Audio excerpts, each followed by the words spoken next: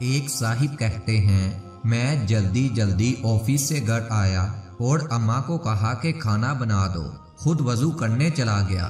مغرب کی نماز کا وقت ختم ہونے والا تھا، جیسے تیسے وضو کیا اور نماز میں کھڑا ہو گیا۔ نماز کے دوران بار بار اپنے گیلے چہرے کو اپنی کھلی آستینوں سے صاف کرتا رہتا۔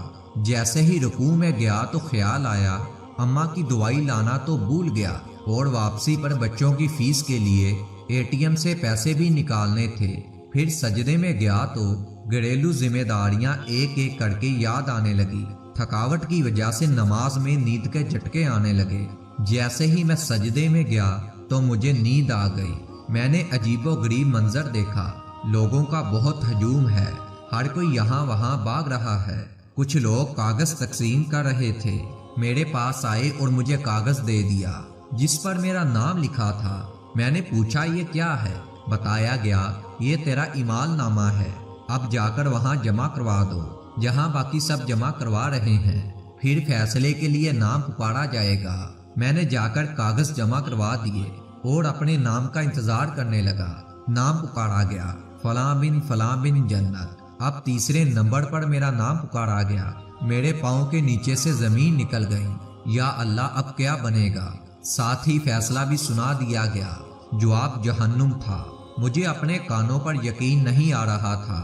2 قد اول لوگ آئے اور مجھے گھسیٹنے لگے۔ میں پکارنے لگا کہ رکو رکو، شاید یہ کسی اور کا نام ہے، میرا تو جنت والوں میں آنا تھا، مگر مجھے غصے سے خاموش کروا دیا گیا۔ کہا گیا ہمارے ہاں فیصلوں میں کسی قسم کی غلطی نہیں ہوتی۔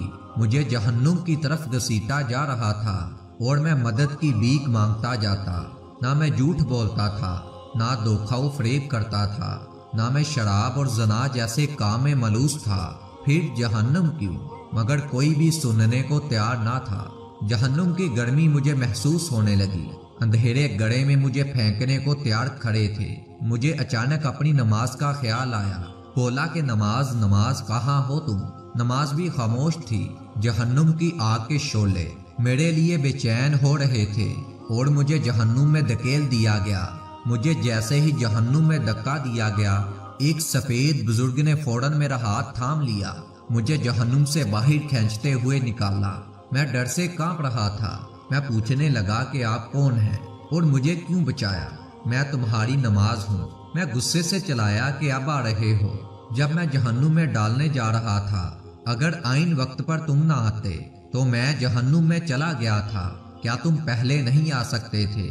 بزرگ کہنے لگے جیسے تم مجھے تاخیر سے پڑھتے تھے، کبھی بھی وقت پر نہیں پڑھا، اسی لیے میں بھی تاخیر سے آیا ہوں، تو میں وقت پر کیسے آتا؟ میری اکھڑی اکھڑی سانسیں بحال ہونے لگی۔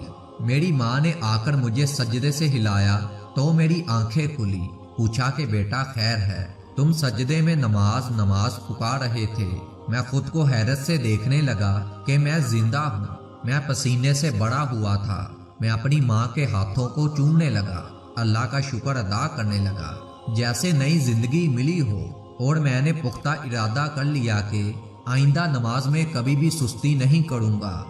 وہ صاحب کہتے ہیں اب میں جہاں کہیں بھی جاتا ہوں وہاں پر مجھے نماز کی فکر رہتی ہے، کان ہر وقت اذان سننے کو تیار رہتے ہیں۔ میں اب نماز سے لیٹ نہیں ہونا چاہتا۔